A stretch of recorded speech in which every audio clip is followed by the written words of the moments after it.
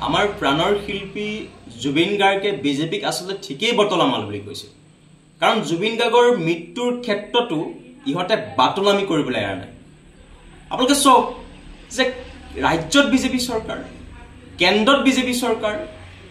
বিজেপিৰ নিয়ন্ত্ৰণত এটা তদন্তকাৰী সংস্থাবিলাক আছে ৰাজ্যৰ কেন্দ্ৰত গৃহ বিভাগ বিজেপিৰ হাতত আৰু তাৰ পিছত দেখত বিশ্বগুৰু বুলি কোৱা প্ৰধানমন্ত্ৰী আছে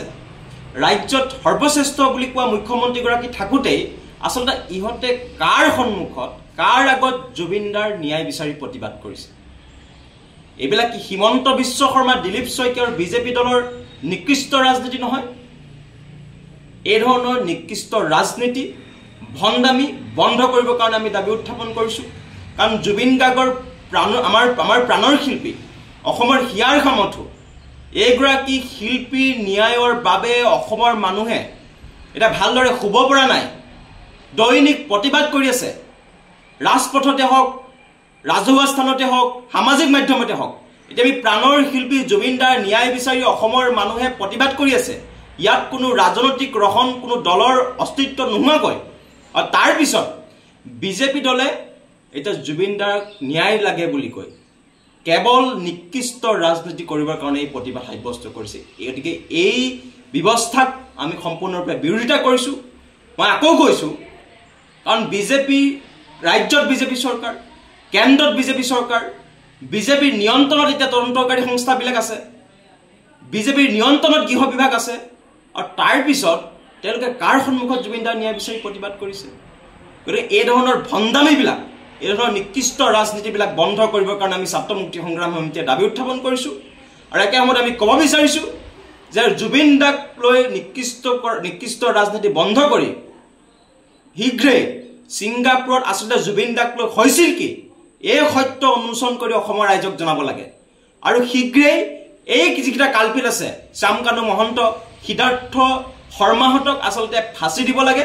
আজি এইবিলাকৰ পৰা আচলতে ফালৰি কাটি এইবিলাক যিবিলাক নিকৃষ্ট ৰাজনীতি কৰিবৰ কাৰণে বিজেপি দলে আৰম্ভ কৰিছে এইবিলাক বন্ধ কৰিব লাগে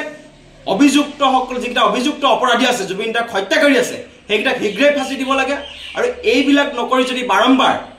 জুবিনদাক লৈ বিজেপি দলে এই ধৰণৰ ৰাজনীতি কৰি থাকে ভণ্ডামি কৰি থাকে তেনে অসমৰ মানুহ কেতিয়াও বহি নাথাকিব কাৰণ অসমৰ মানুহ ইমান মূৰ্খ নহয় যে বিজেপি দল আৰু চৰকাৰৰ তেওঁলোকে মন্ত্ৰীবিলাকে জুবিনদাৰ ন্যায়ৰ বাবে প্ৰতিবাদ কৰিব কাৰ আগত প্ৰতিবাদ কৰিছে তেওঁলোকে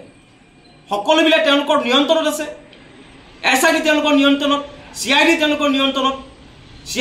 চিবিআই তেওঁলোকৰ নিয়ন্ত্ৰণত আছে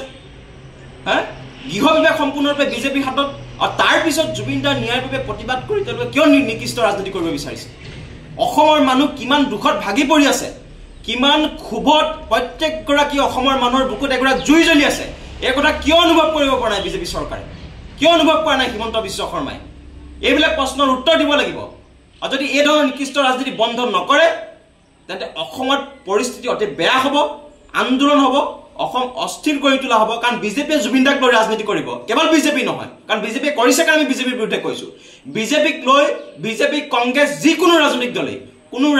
ৰাজনীতি কৰিব নোৱাৰিব মুঠতে আমাৰ এটাই কথা নিৰন্তৰ আমাৰ এটাই কথা যে জুবিনদাক ন্যায় দিব লাগিব আৰু প্ৰকৃতাৰ্থত ছিংগাপুৰত জুবিন গাৰ্গক লৈ কি হৈছিল এই কথা অসমৰ ৰাইজে জানিব লাগিব আৰু এই যিকেইটা কালপিত আছে এই কালপিতকেইটাক শীঘ্ৰে ফাঁচি দিব লাগিব অন্যথা আমি অসমৰ মানে অন্য একো কথাত অসমৰ মানুহে গুৰুত্ব নিদিওঁ মূল এটাই কথা আমাৰ নিৰন্তৰ এটাই কথা যে জুবিন